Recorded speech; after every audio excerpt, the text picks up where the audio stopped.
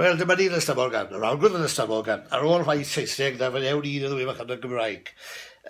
Un peth sydd yn poeni llawer o bobl, yn lle gyda yn poeni, ond yn yr ail, methu gweithio fe allan.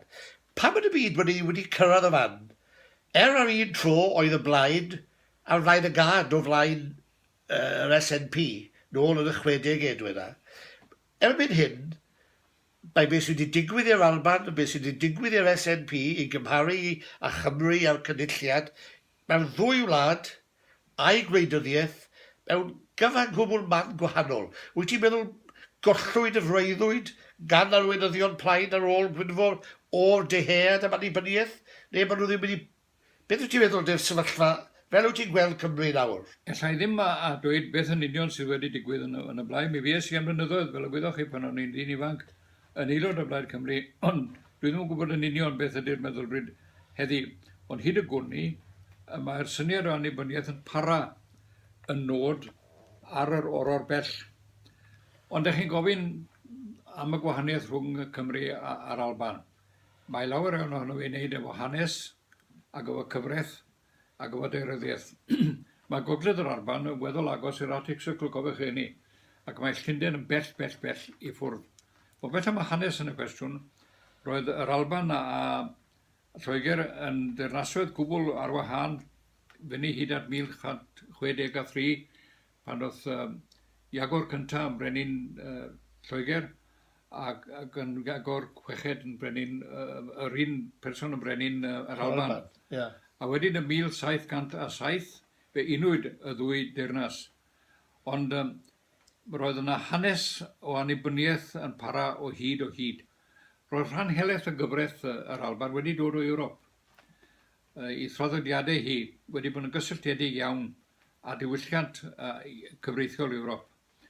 Ac felly mae rhaid cofio bod nhw'n dod o ddau le gwahanol ac o ganlyniad bod ni'n dilyn ac yn cydio yng nghotiau yr Alban. Mae'n bellach mae unrhyw ddatblygiadau cyfansoddiadol yn y cwestiwn.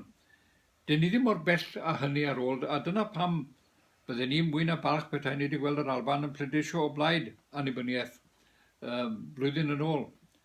Nath i ddim. Oedd wedi'n neu un fan o fi man o ti. Peta se wedi gwneud, bydden ni gweithio hynny'n, byddwn ni gymryd â hynny yn otys yn bellach i fyny nag oedden ni fel arall. Ond mae'n hanes ni'n wahanol iawn. Mae'r ddeddf uno yn diddymu Bodolaeth Cymru yn gyfan gwbl fel endid cyfansoddiadol gwahanol. A oedd Cymru ddim yn bod yn y cyfansoddiad Prydeinig, hyd nes gaethoch chi sefyllfa ar ôl etholiad 1964 ac sefydlu ysgrifennydd Cymru. Dyna'r pryd y cydnabyddwyd bod Cymru'n cenedl o gwbl.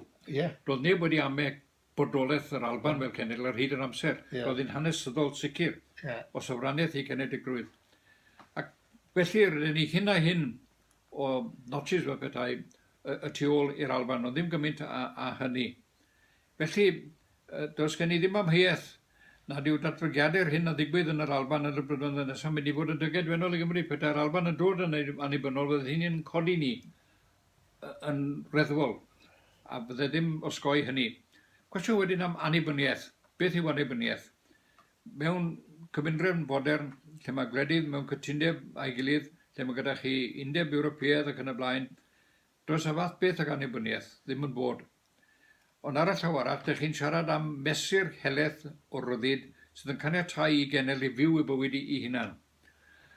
Dwi'n gwelai ddim o'r dydd, ond dwi'n mawr obeithio y gwelai y bydd yna ddydd rhyw ddwrnod y bydd yna Gymru yn gweld gwlad a chenedl, a fydd yn bir rydd yn ei hunaniaeth. Be dwi'n meddwl wrth hynny? Statws Dominiwn. Mae deddf Westminster 1931 yn diffinio Statws Dominiwn yn eang iawn. Elli Statws Dominiwn olygu bron unrhyw beth eich eisiau fe olygu. Dyn ni'n gwybod beth fe wedi golygu yn termau Australia, a Seland Newydd, a De Affrig a Canada. Ond bydde Statws Dominiwn yng Nghyswllt Cymru mewn perthynas â gweddill y Deyrnas Unedig yn rhywbeth gwahanol. Ac eto, mi fydde fe'n diogelu ar yr un llaw bod ni'n rhan o'r teulu Prydeinig yna, ac eto a hunaniaeth mesur heleth iawn o hunaniaeth. Wyt ti'n siarad yma nawr am ffederaliaeth mwy na lai? Neu mae'n gryfach na ffederalaeth? Neu fod debyg? Mechanism ydy federaliaeth. Dydy e ddim yn reidrwydd yn golygu statws arbennig. Mae'n dibynnu pa fath o statws o fewn y mechanism yna ydych chi'n cael. Yeah. Ond dwi'n gwybod hyn, dros y blynyddoedd, yn ystod yr 20 mlynedd diwetha, mae yna lawer iawn o siarad wedi bod ynglyn â Sylwadau Gibraltar mewn perthynas â Sbaen. Mi fuon nhw'n agos iawn 11 a cyrraedd sefyllfa lle roedd Sbaen yn derbyn bod Gibraltar yn cael Statws Dominiwn. Hynny wedi bod hi mor annibynnol â hynny. Ac eto, nad oedd hi ddim yn rhy annibynnol ben bod Sbaen yn colli awdurdod yn gyfan gwbl. Yeah. Felly mae Statws Dominiwn yn gallu bod yn gymrodedd da iawn iawn. A dwi'n gobeithio bod e'n gymrodedd rhyw ddydd a fydd yn dod yn rhan ni yn Cymru. Wyt ti'n teimlo bod na ddigon o siarad am pethau fel yma? Ti'n bod, y syniad sy'n gan llawer bellach yw i ni wedi cael yn cynulliad a byddwch yn hapus. Wyt ti'n meddwl bod yna complacency o'r fath yma am bod ti'n lle? Ysgol ydy'r cynulliad, ac mae yna lawer iawn o risiau arni. A dyn ni'n dringo, dwi'n gobeithio, yn ara, ond yn gyson tuag at rhywbeth lawer iawn uwch. Nid statws sy'n mynd i bara am beth ydy'r cynulliad. Dyw ddim yn rhywbeth dros ro. Ond mae'n cyfeirio, pan feddyliad i faint ni wedi i ennill o 1998 ymlaen, mae'n anhygoel. Ydyn ni wedi dod o fod yr hyn a elwyd unwaith y glorified Glamorgan County Council on stilts. Yeah. A dyna oedd rhyw fath o gyfundref llywodraeth leol oedd e. Dyn ni wedi dod o hynny wedyn i fod yn Senedd, a dyn ni wedi dod nawr i fod yn Senedd sydd yn pasio mesurau deddwraethol. Mae gyda ni awdurdod heleth yn y gyfundref sydd ohoni hi wneud pethau mawr. Ond dwi eisiau gweld ni'n cael llawer iawn mwy o hynadaeth ag eto. Ie, i fod yn controversial ychydig, un o'r siomedigaethau sydd wedi bod i fi ydy fod a ddiffyg bobl o sylwedd wedi bod i gynrychioli yn y cynulliad. Meddyliad i nawr, am funud, ys ydy mynd nôl i ganol y 90au, oedd digon o bobl, oedd yn ddigon ifanc, Denzil, y tithau, bobl o'r fath yna, diawch, bydde fe wedi bod yn gynulliad gwahanol yn ystafol gan. Wel, dwi'n yn gwybod mi gafodd y cynulliad bobl wirioneddol alluog yn Ar y cychwyn. Cynnog a Phil Williams a nifer o'r eraill. A Rodri Morgan. Rodri oedd bobl o allu, dechol. Dwi'n yn credu gallwch chi ddweud na. Allwch chi ddweud hyn, a mae'n beth creulon iawn i ddweud, bod yna lai o sylwedd efallai fwy'r ryddin ym Mhobol Cymru. Nawr nag oedd. Yn gyffredinol? Gyffredinol. Yn rydyddol, ti'n feddwl? Hynny ydy, mwy o ryddin fydd ym Mhobol Cymru, mwy o ryddin fydd yn y cynulliad. Ond ar ôl dweud hynna, fel un oedd yn arwen yr mudiad yn gosfa ofnadw gython ni ym 1979. Ie. Fe roedd pobl Cymru gryfach a lawer ym 1997. Na hynny. Mi ddangoson ni hunain a gwroldeb a metel. Felly dyled un ddim bod yn rhy sarhaus o i gyd genedl. Ond mae rhaid cofio beth fel hyn. Dwi'n cofio unwaith pan oedd i'n student. O'n i yn aelod o bwyllgor gwaith Plaid Cymru. A dwi'n cofio, mi roedd Gwynoro wedi bod am 20 mlynedd mae'n debyg yn llywydd y blaid. Ac oedd yn cael ei anrhegu fan hynny a DJ Williams Abergwaun yn cyflwyno'r anrheg iddo fe. A lle i weld rwan a'r bwy boch goch yna, a'r llyged bach oedd wedi flannu i'w gnawdau pan oedd e'n chwerthin. Ac yn dweud, fe gredodd Mr Saunders Lewis i fod yn arwen cenedl gref ac fe bethodd.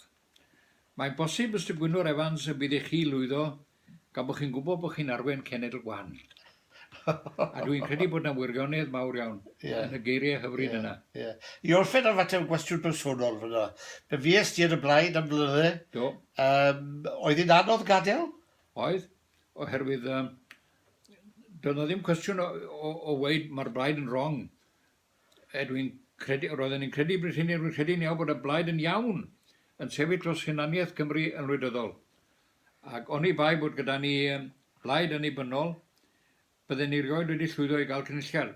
Beth oedd cynulliad? Dwy ffrwd yn dod at ei gilydd, a ty ddim wneud heb yr un i'r llall. Un ffrwd oedd ffrwd gref annibynnol Plaid Cymru. y llall oedd Plaid Lafur mewn llywodraeth. Bydde un heb y llall yn gwbl ddiwerth. Wel, dyma un o'r pethau fod dwi'n bod yn sôn amdano dros y blynydde. Ac mae pobl wedi bod dilorni cyfraniadau llafur yn gyffredinol, i mi adael ymlaen lafur, wel, diwedd mawr, cwarter canrif a mwy yn ôl. Ond mae'r rhai derbyn dau beth. O'n i bai am dau brif weinidog, Harold Wilson a Tony Blair, bydde ni ddim lle wedi ni heddi. Na dde. Achos mae dwi'n dweud trwy'r amser, i gael y mesurau yma trwy y Senedd a'i trwy llywodraeth, mae'n rhaid i gael cefnogaeth y prif weinidog. Wel, bydde ni rhoi fel hyn, mae'n rhaid i tiwr ddau beth. Un yn ymwneud rhaid i tiwr yn deimlad cryf yng Nghymru o Bodolaeth Cymru fel gwlad a cenedl. Plaid Cymru ar y cyfan sydd yn cynrychioli hwnna yn y modd mwyaf pendant. Ac ar y llaw arall, mae rhaid i tiwr Plaid Lafur sydd ar awdurdod i wneud y ddwriaeth ac i newid sefyllfa. Dyw un heb y llall yn dda i ddim byd o gwbl. Da. Wel, dyma ni. Fi'n siŵr bod ti'n iawn, ac gobeithio ddaw y Plaid Lafur yn gryfach ar y materion yma dros y rhai blynyddoedd nesaf. Ie, mawr obeithio. Dyma. Oce, iawn, diolch yn fawr.